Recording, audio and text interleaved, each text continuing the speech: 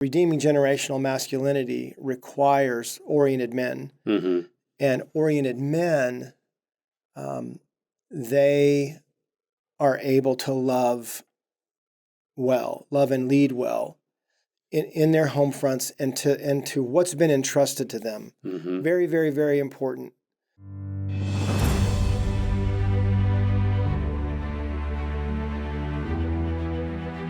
With God, there is always more. More love, more life, more freedom. Welcome to Zoweh's Exploring More with Michael Thompson. C.S. Lewis once wrote, "Our Heavenly Father has provided many delightful ends for us along our journey, but He takes great care to see that we do not mistake any of them for home." Join me and the team as we explore the kingdom together, discovering the deep truths and offering encouragement for the journey. There is always more. Welcome, friends and allies, to the Exploring More podcast. Michael Thompson, hanging out with S.J. Jennings, and this is going to be fun. This is a good one. It is. I'm excited to, this is our kind of our welcome, our intro to this mission that God has placed before us that we're still trying to really kind of get our arms around, which feels a bit like hugging a mountain. And that just tells you it's from God, not us, yeah, right? That's right. That it's bigger than we can grapple. Yeah, and I think we're part of a movement of different teams that are moving this way. But so this is a podcast on a series that we're going to do about redeeming generational masculinity. Mm-hmm. Redeeming generational masculinity. So before we jump into definitions and direction and steps, let's take a quick break and let you hear something really important.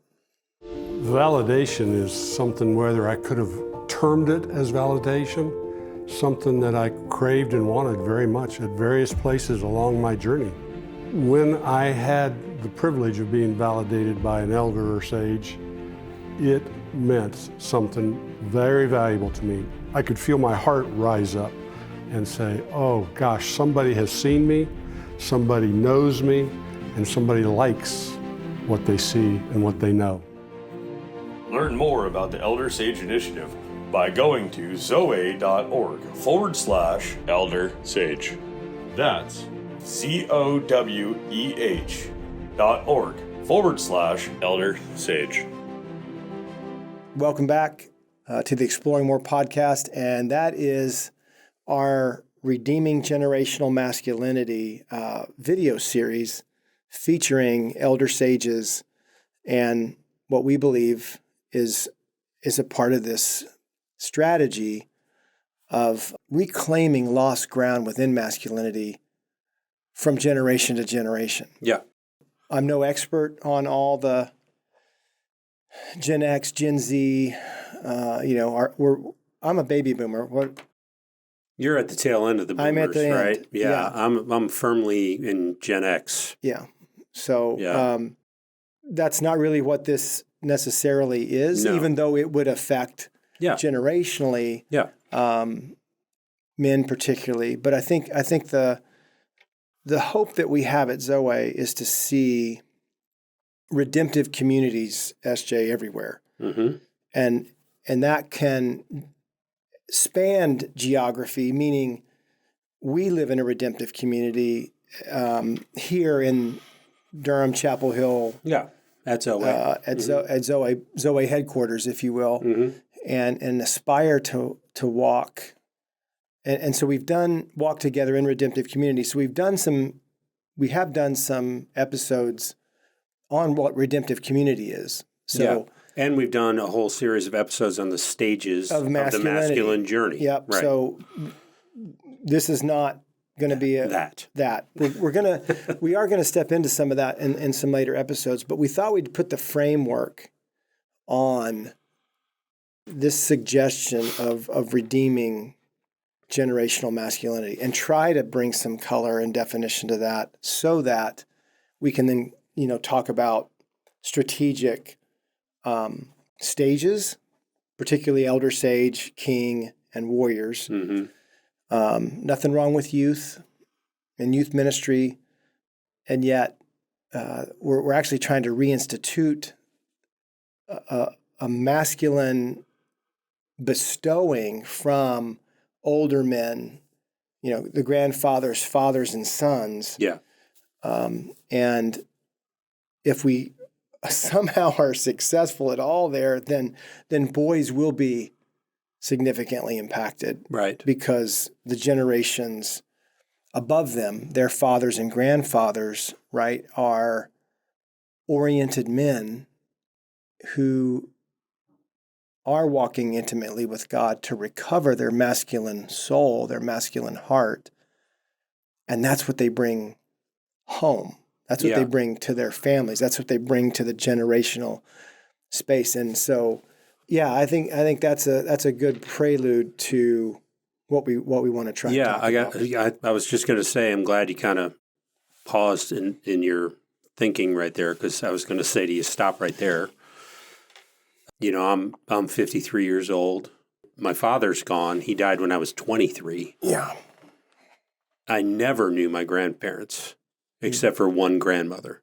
So for a guy like me, how does this work, right? Because if you don't have a father and a grandfather in your life, how does that work for me? Or me when I was 23 years old as a warrior, right? Yeah. Our proposal would be, if you will engage with the journey of healing, no matter what stage you're in. We've talked about elder sages that are just finding us, finding this message, finding intimacy with God, finding wholehearted, starting the path journey. Of healing and recovery. You can be a freshman at 70, right?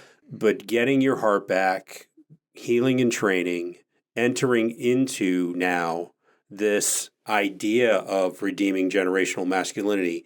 If you're an elder sage and you never had kids, or for some reason younger men in your life are not there, we've got men we can connect you with.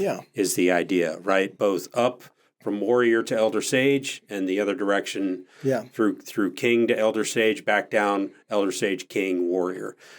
And we believe that connection, that idea of men who are on the journey of reclaiming their hearts from wherever it's been, however it's been damaged, however it's been wounded. Now bringing those men together is what we're talking about. It's a fragile thing. It's a tricky thing. There's some complexity to it. But we've said this many times, that if men are a big part of the problem with culture, with society, the headlines, men, not behaving well, or, page after page of men behaving badly. In a toxic manner. And the effect that has, then, that's going to bring breakdown. That's going to bring destruction. It's going to bring disorientation. And so there's a lot of work there. What a man is, what a man's for, what a man does. And across these generational platforms, just to give them some ages, when we think of the warrior, that age when innocence begins to give way to reality, that we live outside the garden, and it's a war zone. It is two kingdoms at war over you. And instead of what should happen when you're younger is your elders, your father, your grandfather, your mother, they should be protecting you from that as long as possible. Right. But sooner or later... But bestowing knowledge upon you, at some point, absolutely, appropriate, appropriate levels. Yeah. And inviting you to be loved, protected, even sheltered a bit until it's time to not be. Because sooner or later you're going to bounce into other boys and girls who weren't, and they're gonna bounce into you, and they're gonna they can hurt you, and maybe you were that kid who was doing the hurting, the bullying, all of that. So there's a time that the warrior Pre-warrior might be early teens, but the jungle of middle school and high school, you're in it, and so you've got to have your wits about you. So the warrior stage is typically that late teens, mid to late teens, but especially 20s and 30-somethings, 20 and 30-somethings. That's what we mean by warriors. And then the kings would be the 40s and 50s, maybe early 60s. So for our purposes, generational, there's the warrior, there's the king, and then there's the elder sage, which is mid to maybe late 60s. And we're gonna talk about all those stages and bring more color and definition to them and what role they have to play. But this podcast, as we kind of intro, is to kind of get all that, get a lot of this on the table. All the pieces so that out. Then we can start, It's kind of like, remember that game when we were kids, Mousetrap? Oh. And it was 100 Chaos. pieces. Chaos. Yeah. And you're trying to put it all together. It's kind of like that. Let's put all the pieces out. Yeah. So we can see how and they then all let's kind talk of about fit the together. rules. Right. And let's talk about the objectives and the strategies and how to do it. And so I was going to finish that thought about redeeming generational masculinity requires oriented men. And oriented men, they are able to love and lead well in their home fronts and to what's been entrusted to them. Very, very, very important. So friendships, sons and daughters, a marriage, maybe even our parents. When I think about the stage I'm in and what's going on with my parents and Robin's parents, it's requiring something different from me. Now there is something that is being asked of me to provide, versus where the roles were reversed for so long, and it's our parents' provision, for us. And so, how do you navigate all that? Yeah. And in each stage of masculinity has its challenges. Yeah. Opportunities and challenges. And it's not clear-cut, black and white, right? I mean, there's some guys that wait to get married, and so they're just really establishing their kingdom in their 40s or get married really young, right? So that maybe they enter into the king stage a little earlier, so... Yeah, they're 20, 25 and have 4 kids, you're like, wow. Yeah, man. So, which is fine. But I think that's what we're talking about when we're talking about generations, though, is the stages. This is not, man, if this was easy, this would be done. Like you said in the Valentine's Day podcast, it's complicated. It's complicated.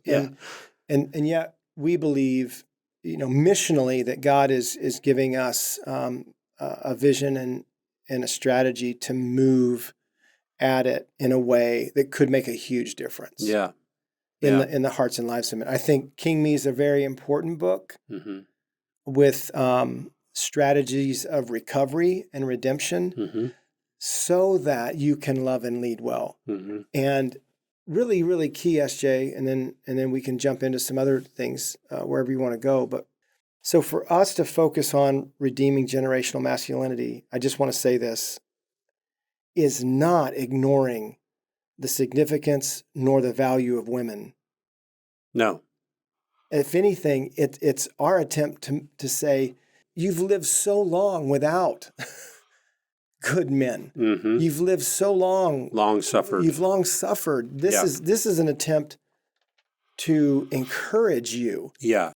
And there's certain things that a woman can give a man and that can help him in his journey.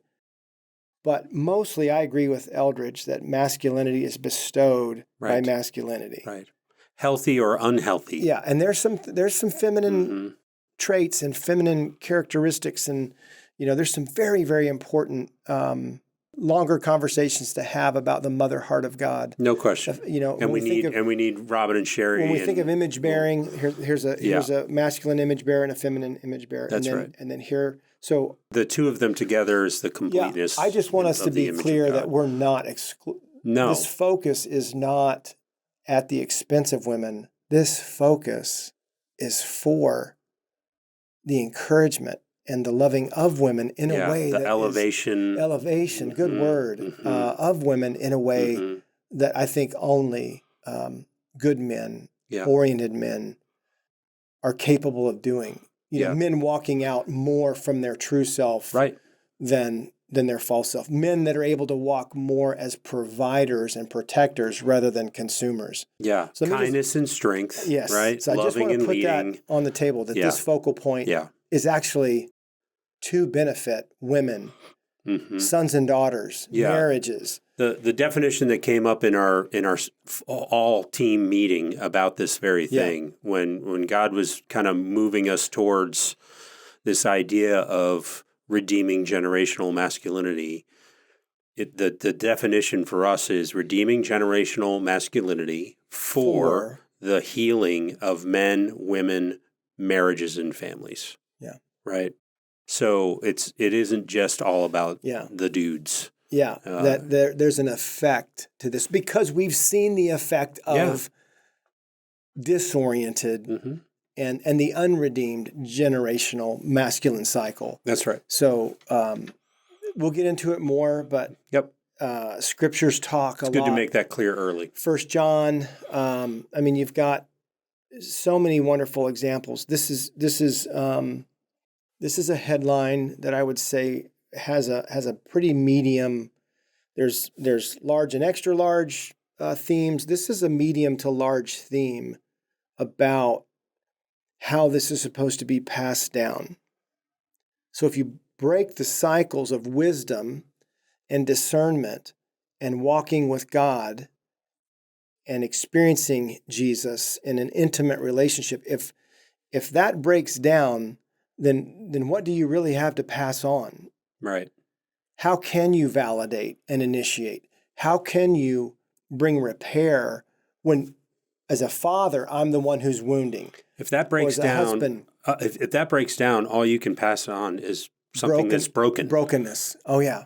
So that's again why we are taking on this opportunity and responsibility of, what if we could encourage and equip men in such a way that they could, as Josh has said, it could get in their hands so that it can, become a part of their heart, their being, their soul, their inner man, and they can take it home.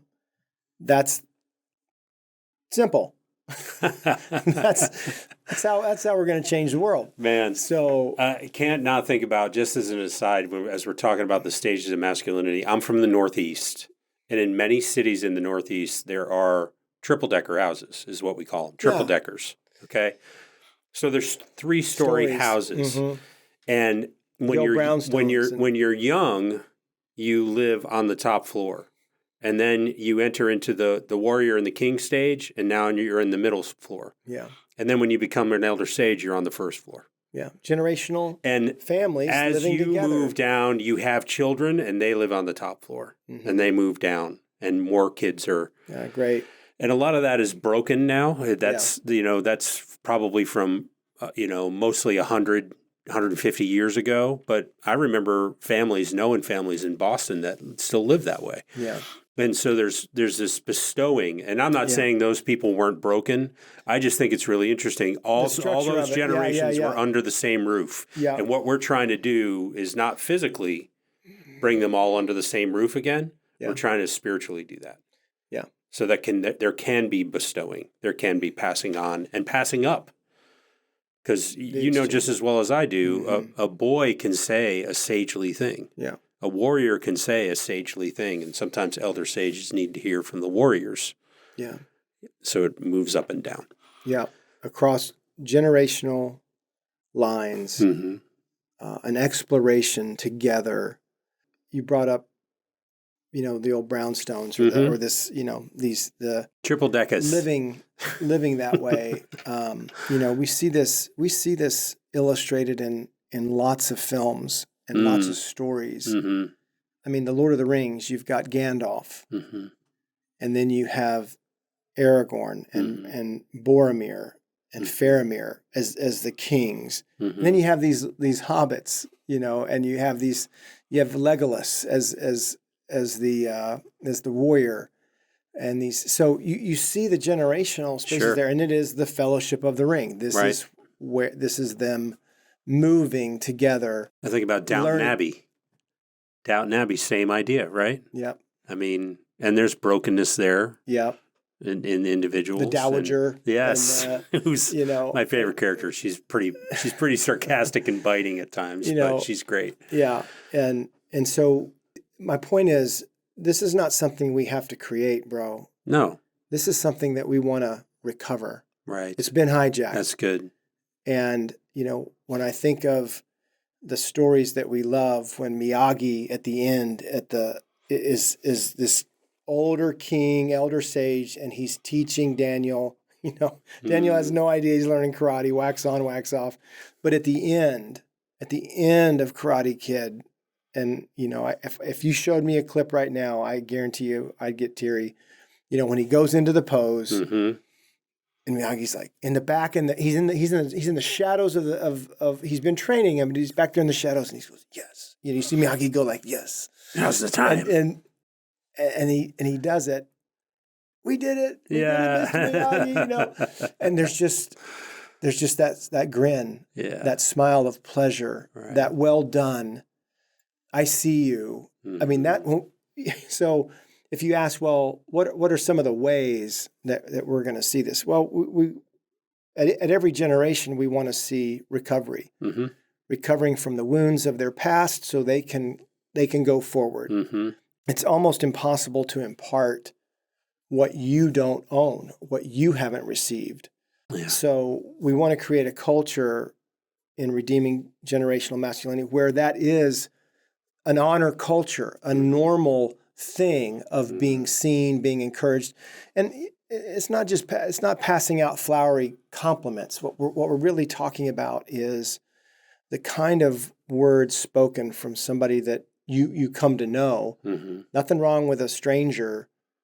I on the book tour, SJ, I got encouraged over and over and over again by men, most of who I didn't know, but they were there, wanted their books signed, and would say, I just want you to know when your book did this, your book did that. And that's a beautiful thing. Yeah. But if my dad says, Mm-hmm. hey, I just want you to know, he could say the same thing, but it's my dad. Right. Or it's you. Right. So the relational space, the friendship, the family, those kinds of affirmations and validations and Mm-hmm. compliments and encouragements, we don't, I know this, our hearts long for those, and there's not enough of those Mm-hmm. to sustain us for Mm-hmm. what this battle, what it's going to require what this of battle us. takes. Yeah. And so many of us are limping around, and I don't want to be panhandling from my heart or soul for a compliment. I'm not, and yet arranging for love is what we call right. that. If you're not seen, if you're not known, if you're not invited, if you're not wanted, Mm-hmm. then you're really not experiencing love as was intended. Right. So God made things this way. Yeah. Feminine and masculine image bearers, and then generationally, in the scriptures in 1 John, older men, younger men, elders, fathers, youth. Those are things we get into a little bit. And I don't want to prove it to everybody. Hopefully this is already hitting a string that, so many of us would love to have their dad come back. I've heard you, what would you do for one day? Oh, man. 1 hour, 1 minute. I would say to most guys, okay, before your dad comes back, he needs to check into this training. Mm-hmm. Mm-hmm. Otherwise, it's just going to be another day with your dad. But hopefully he gets to come back with some level of orientation of, hey, you got a day. Do your best with it. Right. Your son needs to hear some things. Here's this coin that we've struck, right? Validation, initiation, kindness, strength, loving, leading, healing, and training. If he was given a day, my question to you would be, what would you want to do? Mm-hmm. I'm asking. That's a better, Your dad's coming back. It's next Thursday. You get a day with him. Mm-hmm. What do you want? Mm-hmm. What are you hopeful for? Yeah, I think what every man's heart longs for. There's room of 400 guys and you say, if you could hear one thing from your dad, what would it be? It's not, I love you. It's a good one. It is a good one. But most men, I think, would answer that question, I see you, I'm proud of you. yeah. I love what I see. Dude, game changer. Yeah, What if we could train men yeah. to bestow that kind of validation? And you can't do that unless it's been unless you've received it. I think I believe from the Father, because absolutely. I think there is a roster, a list. There's a roll of millions and millions and millions of people on it. What's said is, your dad really loved you. He just didn't know how to say it, and then fill in the blank. Couldn't say it. Millions His dad never said it millions. to him. Oh yeah, grandfathers, fathers, and so. Oh yeah, the legacy is so fractured and so broken. How do you come in a time, 2024, where there's 3 generations, elder sages, kings, and warriors, invite them into healing and training for their hearts, and it doesn't end there, for the hearts of others. That's what we're talking about, where validation and encouragement and an invitation and being seen. So there's a fragileness to it, but that kind of experience, that's missionally where we're going when we say redeeming generational masculinity. Do you have some of the definitions that we... I do. Okay. And before I throw them out there, I do just want to come back to that and just say, those things that I said that I long to hear from my dad, I long to hear those things as an 18-year-old man. I still long to hear those things, but now I understand them more. Different, absolutely. I understand the meaning behind them. 40,000 miles will do that. Will do that, yeah. And 40 years and the journey almost. of the reclamation of my own heart does that.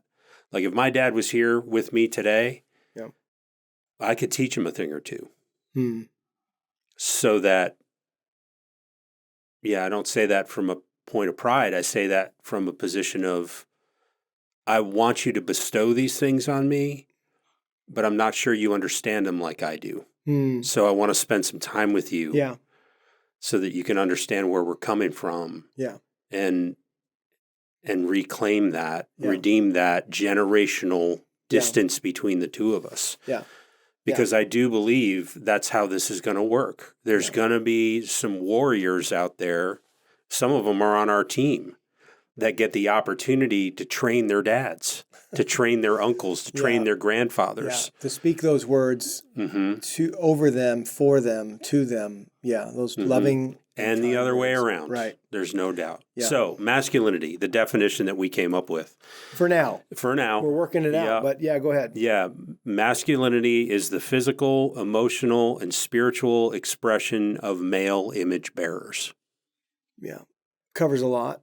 It does. And yet when I feel that again, the physical, emotional, and spiritual expression, masculinity is the physical, emotional, and spiritual expression of male image bearers.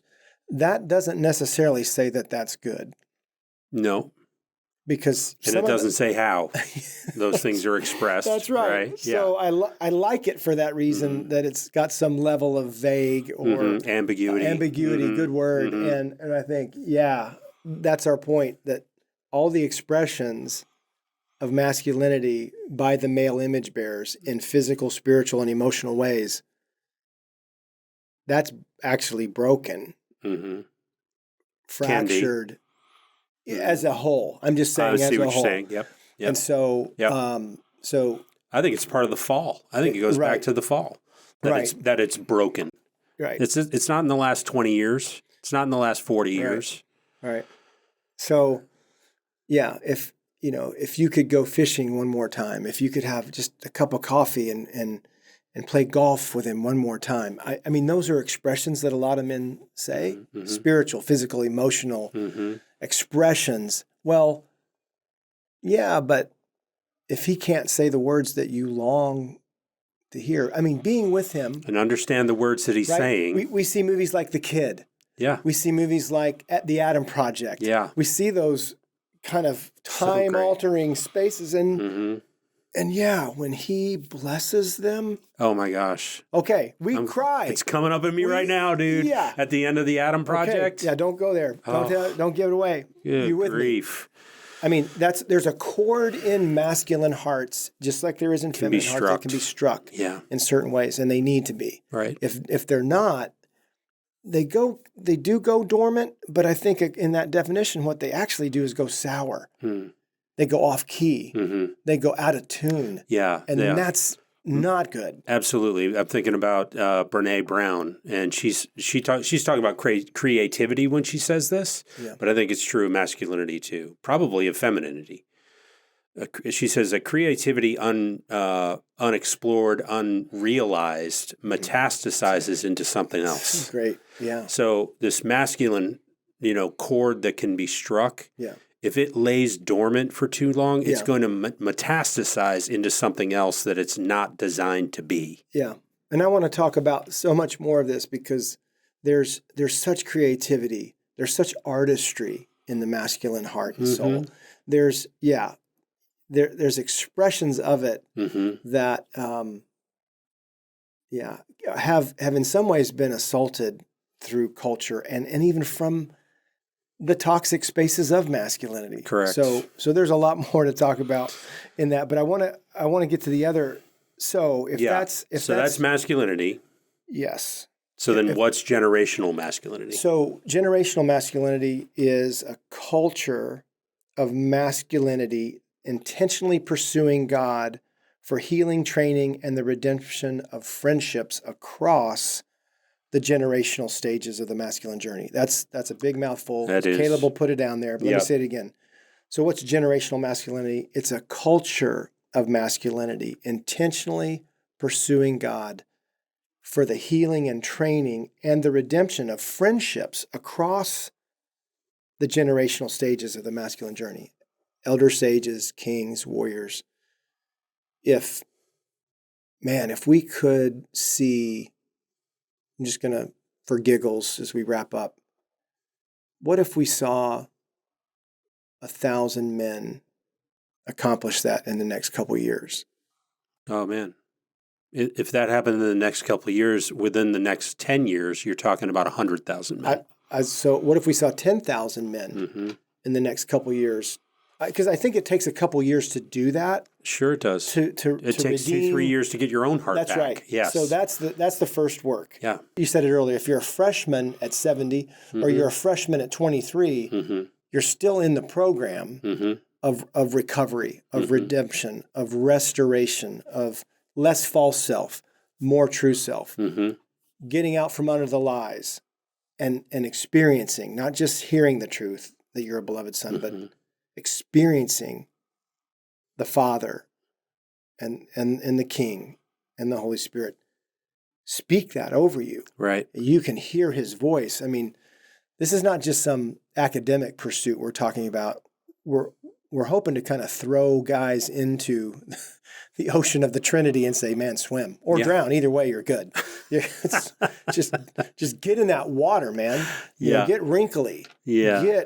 Get soaked up in that. And so I think that when we get moving 10,000 men, what might that look like? How does exponential look? You know, who do they know? Who do they start loving and encouraging and equipping and validating and bringing, some kind confrontation to their brothers, their friends, and it's a little fragile and there'll be some bruises, but they're the kind that make for wise and discerning hearts. Yeah. Good men. So I get excited about, all right, Jesus, you've got the math.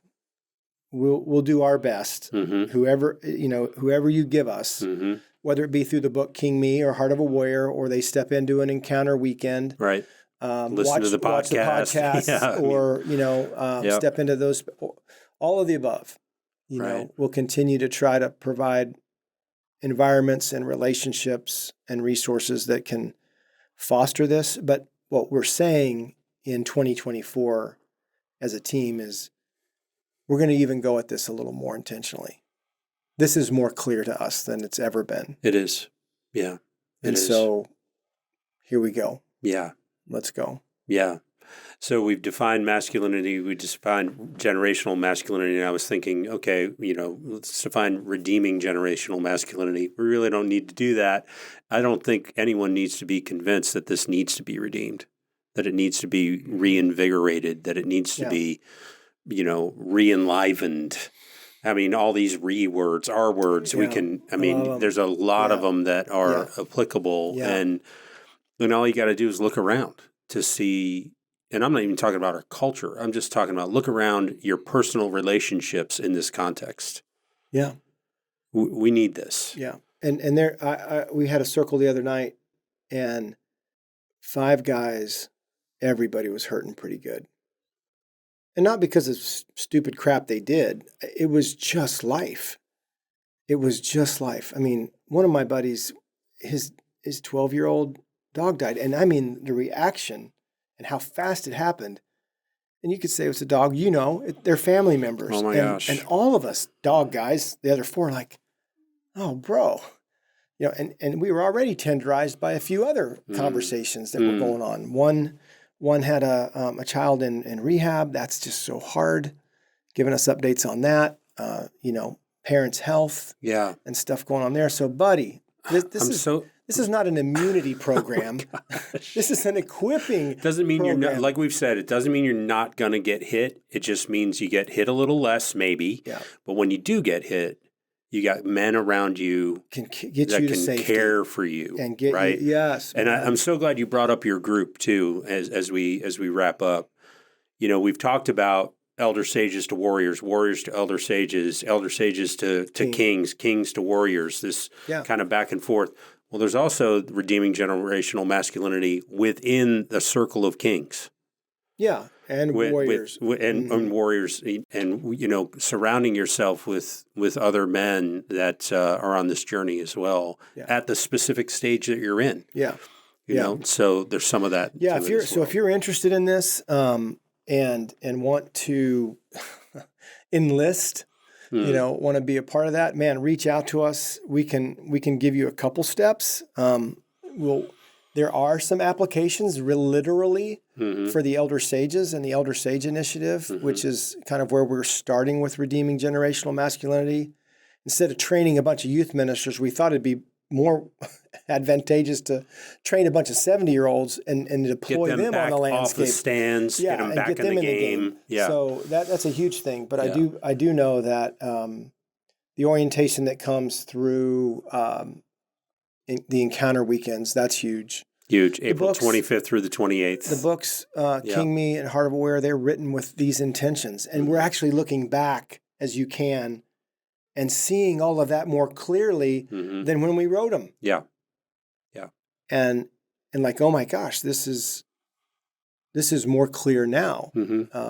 As you said about your dad, at this age, there's some things I could tell him. Yeah. There's some things I would share with him. So all of that to say, come with us and enter into this with us. It's going to take a little while because it's taken some generational passivity and some generational wounding and some generational disorientation to create the situation that we're in. It's going to take a little while to rebuild and this. And we'll see how, with the time we have left, we'll see how far we go and the benefit that it could be to women, to marriages, and families, children. Sure. That's kind of I'm going to do that. That's the all. That's all the stuff. That's the all in. That's the all in on that. Yeah. And so thank you for joining us on the Exploring More podcast. I look forward to these next episodes where we're going to just even break it down a little bit more within each generation, and what we're seeing, the vision that God's giving us to reclaim and redeem. We talked about the rebellion before, that this will take a rebellion. It will of multiple fronts, and we're not the beautiful thing, SJ, as we wrap up and say goodbye, that we're not the only ones doing this. Right. It's wild how other missional men are finding us, and we're finding them, And as Dan Allender wrote, find like-hearted kings moving in the same direction and sign treaties. And when they go to war, you go to war. That is happening. Yep. And that's very exciting. So stay with us, and we look forward to the next several episodes of the Exploring More podcast. Thanks, friends. God bless. We hope you have enjoyed this episode of Exploring More. The landing page for this podcast is zoweh.org/podcast. That's ZOWEH.org/podcast, where you can find the show notes and various platforms to which we broadcast. You can also find us and the Life of More by visiting Zoweh on YouVersion Bible app, Right Now Media, our Facebook page, and Zoweh on Instagram and Twitter. Remember, with God there is always more, and you were made for more.